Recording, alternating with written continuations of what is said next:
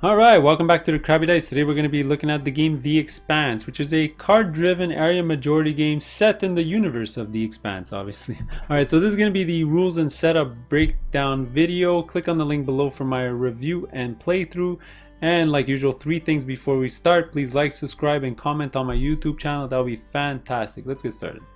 Alright, so let's take care of the setup. So the setup is going to change a little bit between the player counts. I'm going to be showing you a 3-player game, but I'll mention what the changes are in a 2 and 4-player game.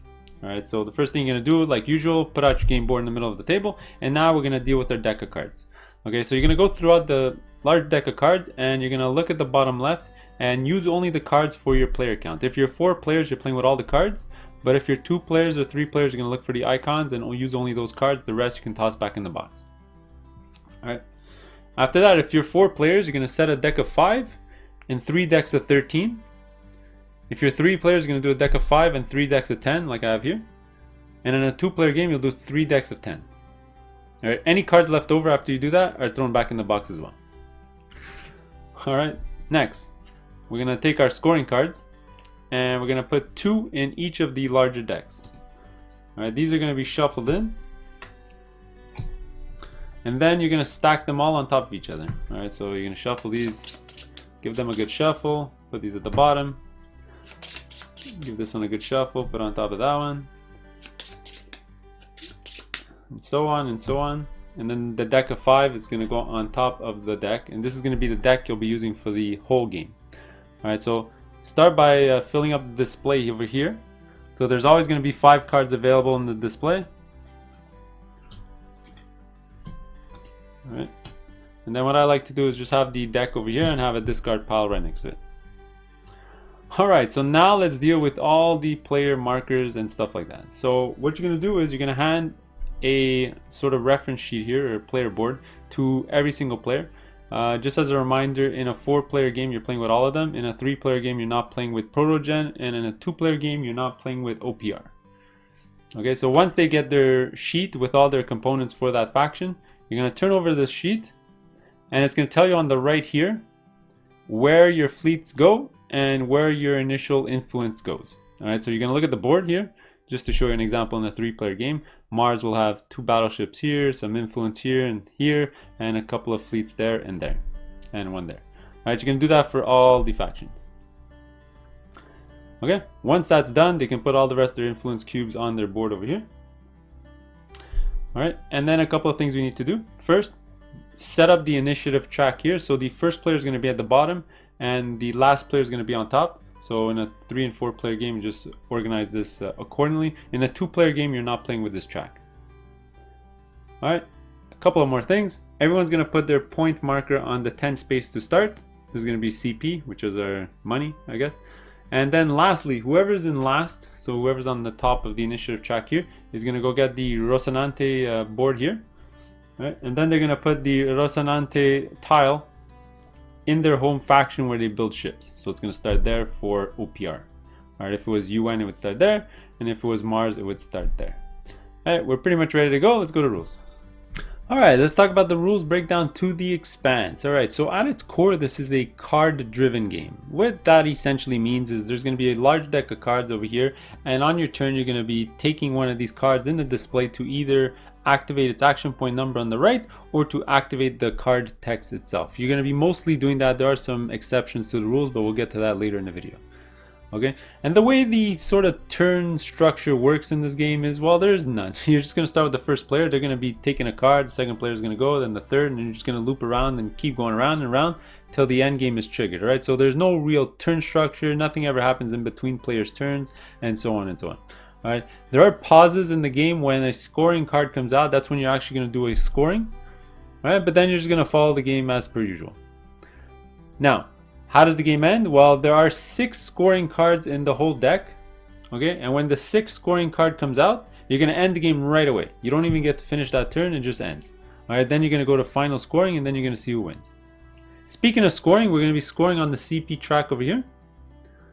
And what's interesting in the game is the cost of the cards are also victory points. So you're sort of exchanging victory points for the cards that you really want. Alright, so what we're going to do now is we're going to go through a sample turn, and I'll go through the rules of what the cards actually signify and how that works, and then we're going to come back for the end game scoring and any special rules for the action points, and you should get the gist of the game. So let's get started. Alright, actually before talking about the rules, I'm going to talk about all the terminology on the game board because they're kind of unique and you sort of need to know what everything means when we go through the rules of the cards and we go through the rest of the rules. Alright, so first on the board there's going to be 16 squares. These are called bases, and each base consists of a resource type. That's the icon in the top right of the base. Okay, the bigger area around bases are called orbitals, and that's where your ships are going to be docked. Alright, and the board consists of 3 different sectors and they're color coded. So you're gonna have the inner planets here, which is Earth and Mars. You're gonna have the belt that has 5 different orbitals, and you're gonna have the outer planets that consists of Jupiter and Saturn. Now even outside that you're gonna have bands, alright, and the first 2 bands are like the sectors. So you're gonna have the inner planets band, you're gonna have the belt band here, but the outer planets, as you can see, there's 2 different bands. Alright, Jupiter is gonna be on the inner band and Saturn is going to be on the outer band. All right, this is sort of to display the large distance between Jupiter and Saturn. Now, other things around the game board, you're going to have influence markers. These are cubes we're going to be adding to bases. You're going to have ships that stay in the orbitals, and we're all going to have different colors for each of these. And lastly, there is the Rocinante sort of chit here. This is the Rocinante ship that's going to be flying around the game board, controlled by the person in last place. Alright, so let's go over the rules of a typical turn. So on your turn, you're going to do one of 2 things. Alright, you're either going to play a card from your hand that you saved from a previous turn. I'm going to talk about how to do that in a couple of seconds. Alright, and when you do that, what you're going to do is just activate the event. You're never going to play that card for the action points. It's always for the event. And after you use the card, you're going to discard it to the discard pile. And then it's going to move on to the next player. You don't have to do any card manipulation on the track. You don't have to remove any cards or anything. You just go straight to the next player. Alright, your other option is to take a card from the card display. Alright, so let's look at the card display. Before I talk about the cards in general, the first thing you need to note is the cost of the card, which is indicated here. So if you take this card, it's free, but one of these 2 cards will cost you points, so 1 CP, and these 2 cards will cost you 2 CP. You're going to move down on the track. Just keep note that the UN has a special power here that they can take this card for free. Alright, but for whatever reason, let's just say I took this card. It'll cost me 1 CP, and I'll lose 1 CP on the track. Alright, now when you take a card, you have a couple of options. Alright, first of all, if your faction is indicated on the bottom of the picture here, you can actually play this card for the event. Alright, if your faction is not indicated here, you may not play it for the event. Alright, your other option is if your faction is displayed here, that means you can play for the event. You can actually keep the card for a future round. That's what I explained before. On a following round, you can actually play it instead of taking one of those cards. But to do that, it'll cost you 1 CP. So let's say I paid 1 CP to take the card. I can pay another CP to now put this card in my hand so I can play it in a later turn. All right. Your other option that you can do with any card in the game is actually play the card for its action point value in the top right. Now in the following section of this video, I'm going to talk about all the actions you can do with your action points, but that's one thing you're going to do with the card. Alright, now there is a special rule. If you use the card for the action points, what's going to happen is you're going to start looking at the initiative track here. And in turn order, those factions have the opportunity to play the event indicated at the bottom of the card. Alright, they may not keep the card or keep it for later. You just decide that you want to activate the power in the initiative order. Alright, so because the OP is on this card and they're on the number 1 slot, they're going to be asked first if they want to activate this card. If they do pass, then we can drop down to Mars, and then you ask Mars if they want to activate this card. Alright, if any faction activates a card in this way, which means somebody activated the card for the action points and then they activated the event because their faction is there, after they discarded the card by performing the event, they're going to slide down to the bottom of the initiative track. So for example, let's say the OP did want to use this card for the event, they would slide down to the bottom and we readjust the initiative track. Alright. Once you're done with your turn, taking a card, either doing the event or using the action points or doing keeping it for a following round, you're always gonna fill up the card row, which means just slide everything to the left and just refill it with a new card from the top of the deck. And that's what you're going to be doing on your turn. So every turn it's going to be the same way. One player is either going to play a card or take a card, and then after, when that resolves, you're going to move on to the next player and they're going to do the exact same thing. And it's just going to keep going round and round and round. Alright, so before we talk about action points, I did forget to mention that all the rules from the previous section are indicated on your player mat up here. Alright, so now let's talk about action points. So remember, this is if you're using the card for the number in the top right, and this is the amount of action points you'll have to spend. And the actions you can perform are indicated on your board right over here. Each action costs 1 action point, and you can choose any combination of these 3 actions. You can even choose the same one multiple times or all 3 one time, for example. All right, so let's talk about all these 3 different actions and what they actually represent on the board. Okay, so your first option is moving 1 group of fleets, 1 band. All right, so a group of fleets basically mean all the ships you have in 1 orbital. So for example, I can take all my ships from the Mars orbital and move it 1 band or in the same band. All right, it doesn't have to leave the band. All right, remember, a band is the thicker lines on the game board. So I can move for 1 action point my 2 battleships over here over to Earth, or I can move it to any of the orbitals inside the belt, because this is moving 1 band. So for example, I could go to Vesta. Right. You also have the option to split up those actions. So for 1 action point, I can move 1 ship up to Earth, and then for the other action point, I can move this one to Eros, for example. Right. And you can also use the action points on the same ship. So for example, for 1 action point, I can move 1 ship to Eros, and then for another action point, I can move this ship to Jupiter. Alright, your other option is to place 1 influence cube where you have a fleet. Alright, so to place influence cubes on the game board, you have to have a fleet there. Alright, that's how you're bringing your influence over.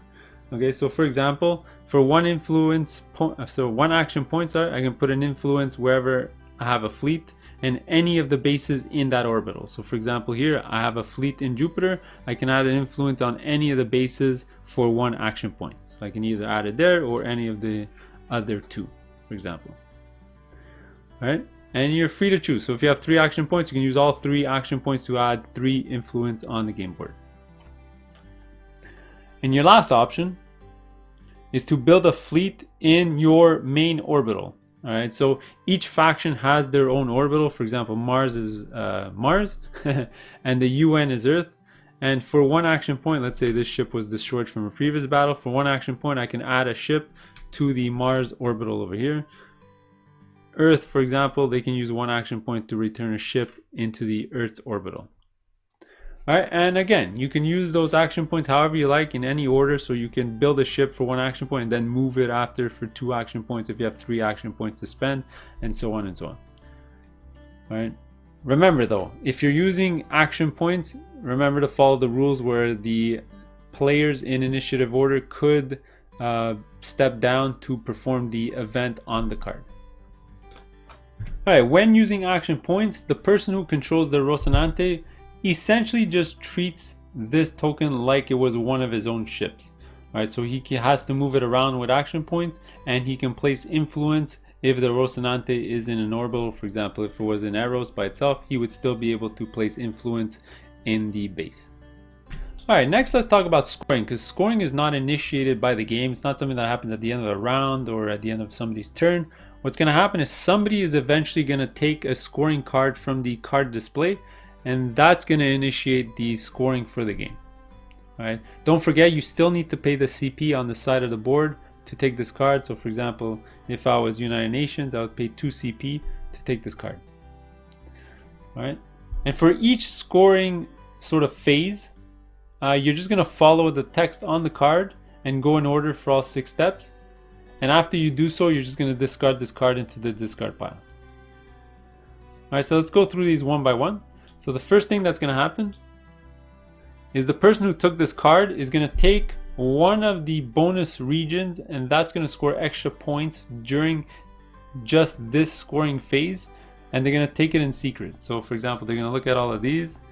and in secret take one of these and put it face down in front of them.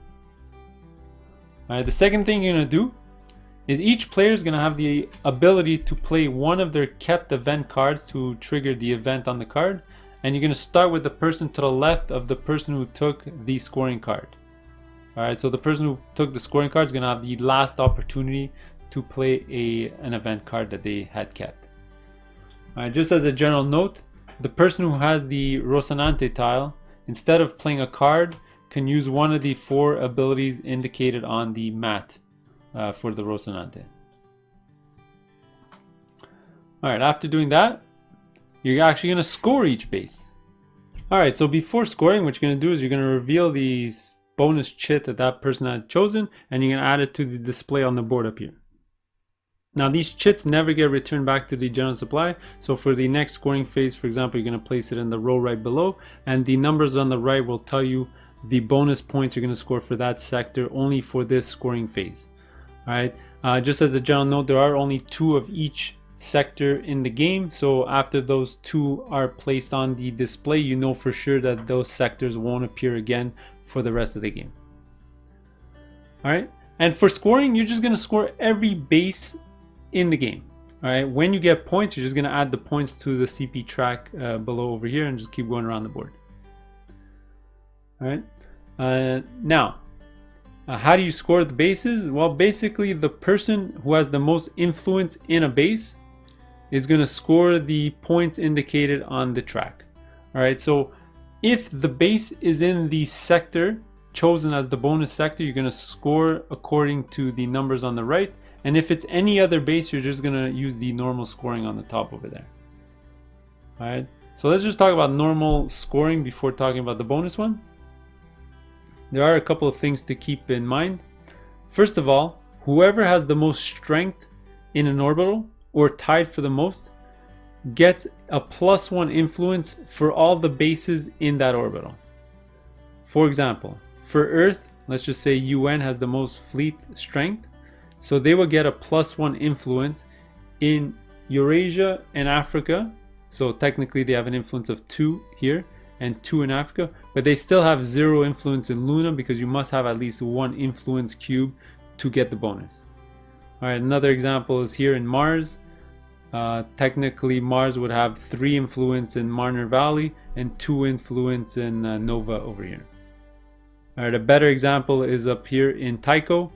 The OPA would have a influence of 2 in Tycho because they have the largest strength, and Mars would only have an influence of 1, so technically OPA would have the most influence. Now the way you read the numbers is whoever's in first place is going to score the points on the left, second place is going to get the points in the middle, and third place is going to get the points on the right. Alright, for any ties, you're all going to drop down 1 spot. So if there were any ties, for example in Ceres, there's going to be a tie between UN and Mars for the highest influence. Alright, you're going to have 2 influence each, so they're going to score 1 point each instead of somebody scoring 2 points. Alright, the last thing is before you score, you actually have to check if that resource type is on your player board. So if you finish first, not tied for first, not second or third, if you finish solely in first for that base, and that resource for that base is indicated on your player board, remember it might be different depending on the player count, you'll score an extra point. So you can see the +1 CP there. So just as an example here, let's say I was playing Mars, and for water planets I'd score an extra CP, and let's say we're scoring Jupiter, I'll get an extra point for Europa, so technically this I would score 2 points instead of the 1 indicated on the board over here. Alright, now just give myself 2 points, and then I would only get 1 point for Ganymede instead of 2 because green does not appear as a bonus on my board. Alright, you don't do this extra scoring during a 2-player game, that's why you have a 2-player X marked out over here.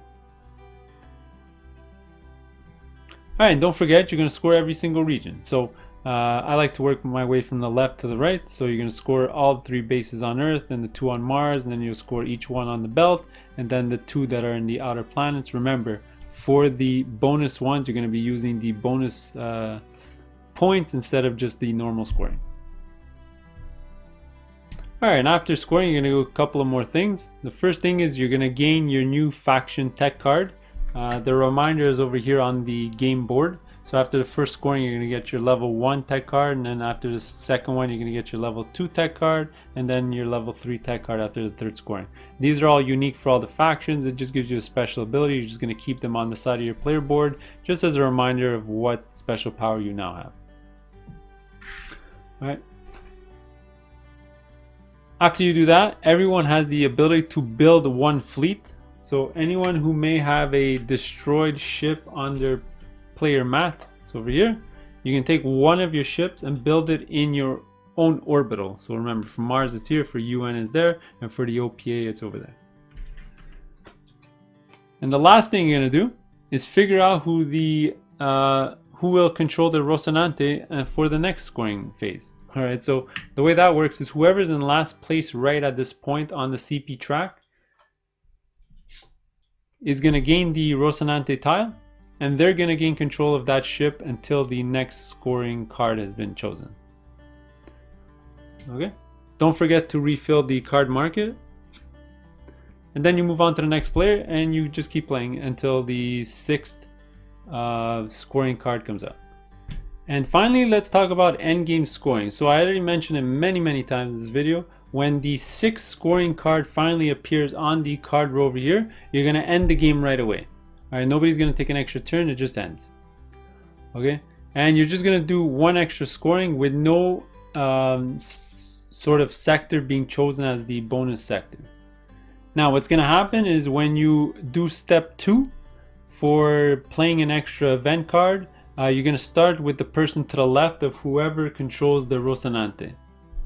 Alright, it's not the current player's turn. Alright, so let's say Mars had this, then the player to his left would be able to play his event card first, and then it will go down back around the table to finally Mars, and Mars would have a choice whether to play a card for its event or use one of the abilities on the Rocinante tile.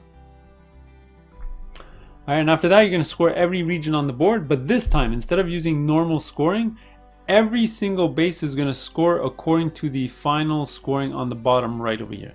So first place is going to get 5 points, second place is going to get 3 points, and third place is going to get 1 point.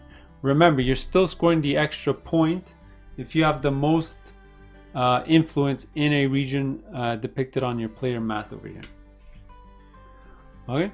After that, whoever has the most points is going to win the game. If by any chance there is a tie, then the tiebreaker is actually going to be whoever is first on the initiative track over here. And those are pretty much all the rules you need to know for the Expanse. Click on the link below for my playthrough and review. Hope you enjoyed it. Let me know if I made any mistakes. We'll see you in the next one. Later.